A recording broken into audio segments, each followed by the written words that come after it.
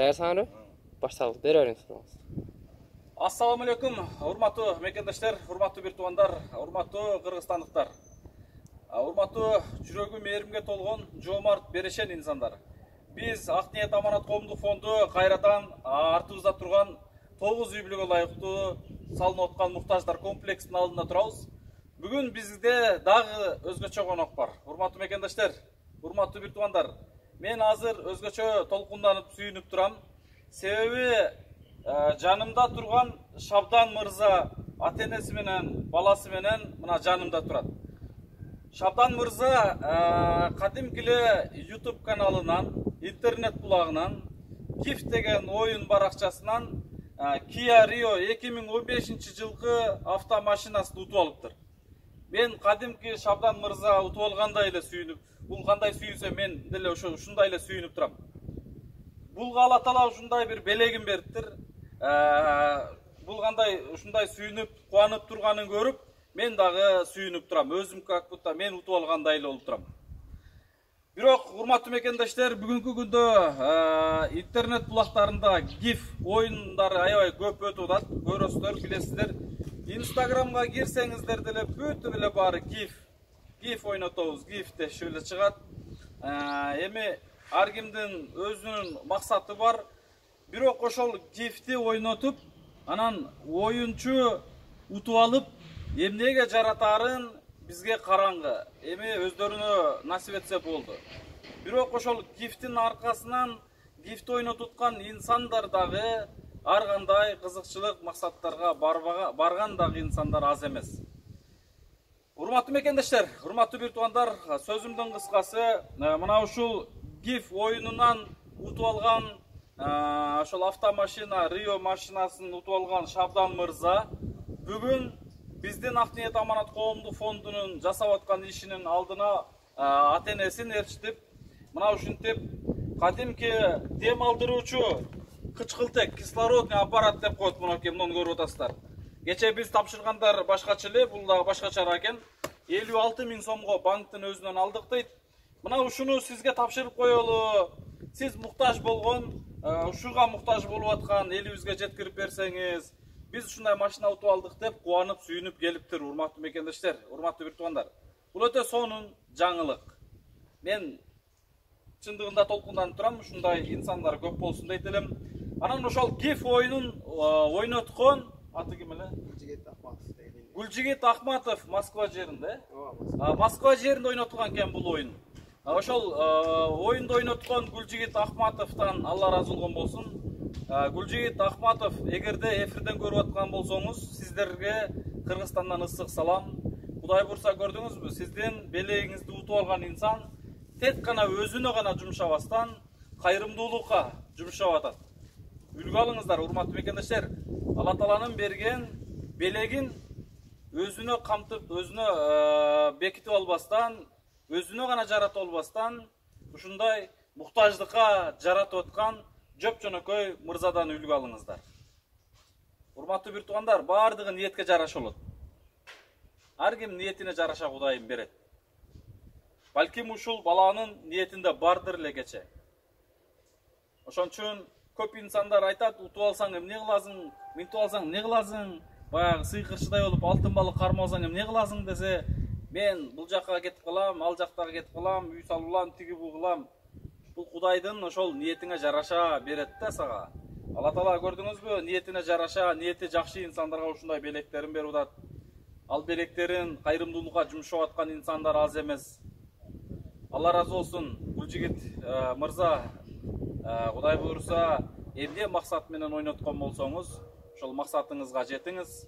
Ал жакта жүргөн жалпы элибиз ушундай тапканыңыздарга Кудайым берекесин берсин. Эң башкысы аман-эсен Кыргызстанга, элүү жериңиздерге, ата-энеңиздердин алдына аман-эсен жетип келгенде Алла Таала насип эткен болсун. Биз азыр, урматтуу мекендештер, Ош жерине чыгып кетип атканбыз. Машинада так эле ушунда мен айтып аткам го, кычкылтек аппараттары жүктөлүп турат. Мен азыр ушуну Өзгөн райондук больницасына, Ош областтык больницасына, ушул дегеле Ош жерине больницаларга ушул кычкылтек аппараттарын жеткирип келейин, муктаж болуп аткан элибизге жеткирейин деп жолго сапарга чыгып атсам, телефон байланышып калды.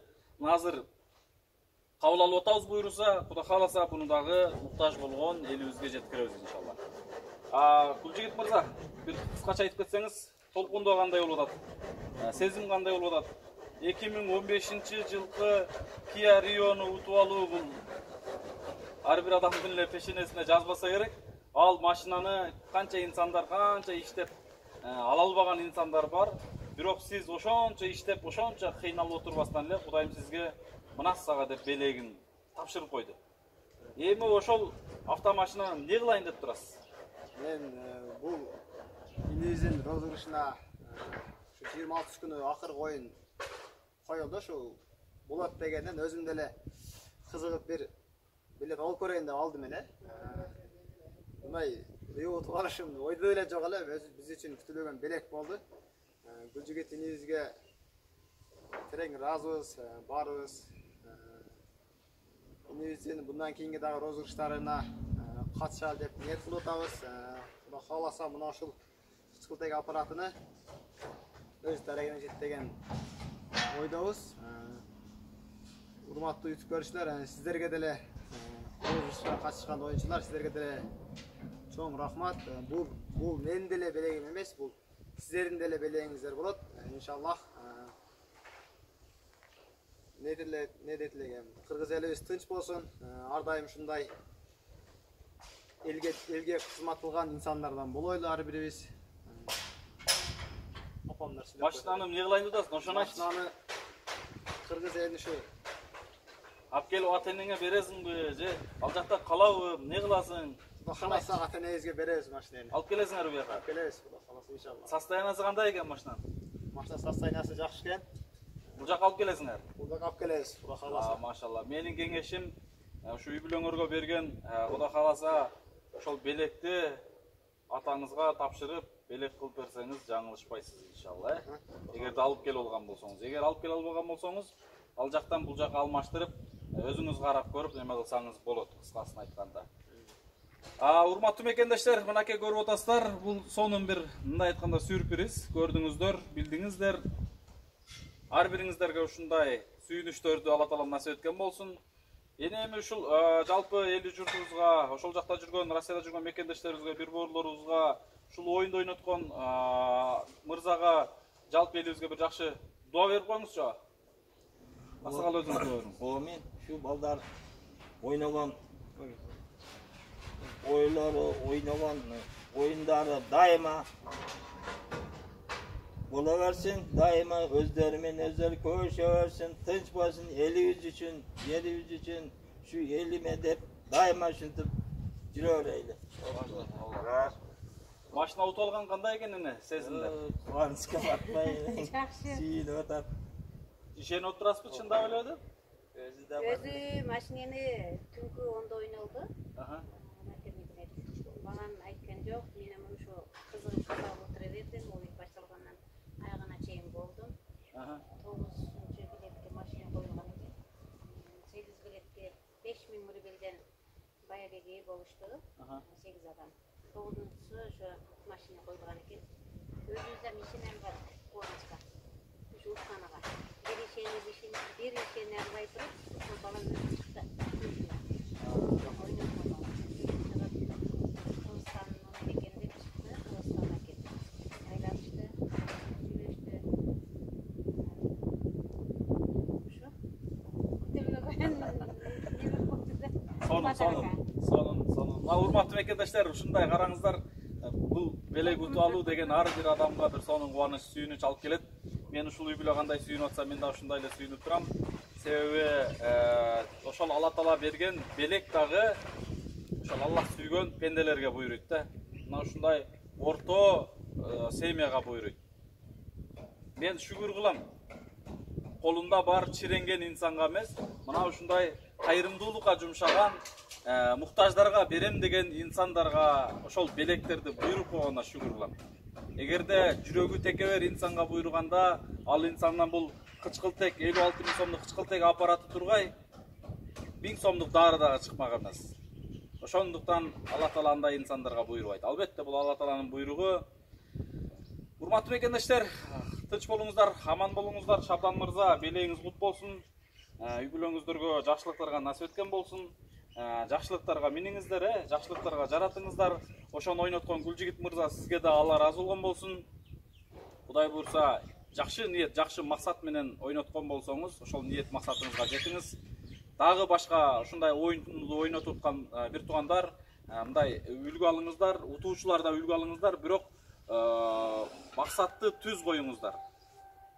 Жеке өзүңүздөрдүн кызыкчылыгыңыздарга көбүрөөк басымдуулук жасабаңыздар. Бүгүнкү апаат күндөрдө, бүгүнкү оор күндөрдө урматтуу мекендештер, эли журтубузга жардам бербегенде, анан кандай учурда жардам беребиз деген суроону өзүңүздөргө коюңуздар. Бүгүнкү күндө бир эле Кыргызстанда эмес, дүйнө элинде күн санап жүздөн ашуун миңдеген дүйнө жүзүндө инсандар кетип калып атат. Канчалык жакшы инсандар кетип атат. Ойлонуңуздар, урматтуу мекендештер. Ошол минип жүргөн машинаңыз, кийип жүргөн кийимиңиз, басып жүргөн байлыгыңыздын бир кымындай бурчунда калып кете албайсыз, урматтуу мекендештер. Биз бул жаратылыш, жарык жашоого ушундай жыпчылаңач бойдон келгенбиз. Кайра ошол бойдон ак кепенге урулган бойдон 2 метр гана жерге барабыз. Ушуну эсиңиздерден чыгарбаңыздар. Текөөр болбоңуздар. Бүгүнкү оор апат күндөрдө кол ачык, берешен, жоомарт инсандардан болуп калыңыздар. Ушундайда жакшылык менен жарышып калыңыздар. Бул мындай айтканда, орусча айтканда, сонун бир возможность келип турат баарыбызга. Мүмкүнчүлүк келип турат. Жакшылыкта жарышуу болуп турат. Мындай айтканда, соопко болгон акция жүрүп атат бүгүнкү күндө. Эгерде бир магазинде кийим жана башка товарлар акция болгон болсо, биз башкача көз караш менен, башкача аракеттер менен ал жака чукпайт элек. Бүгүнкү күндө так эле ушундай соопко акция болуп атат. Бул да Алла Тааланын бизге берген сыноосу. Мына ушундай, ошондуктан ар кимибиз ойлонуп жашайлы. Сөзүм узарып кетти. Рахмат айтам баарыңыздарга, тынч болуңуздар, аман болуңуздар. Биздин жасалып аткан жумушту көрүп атасыздар. Мынакей комплекста сонун иш жүрүп атат.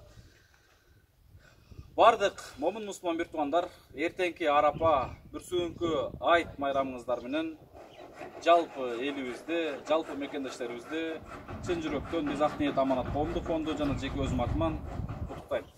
Аман болуңуздар, тынч болуңуздар. Ассаламу алейкум. Көп убакыт өттү.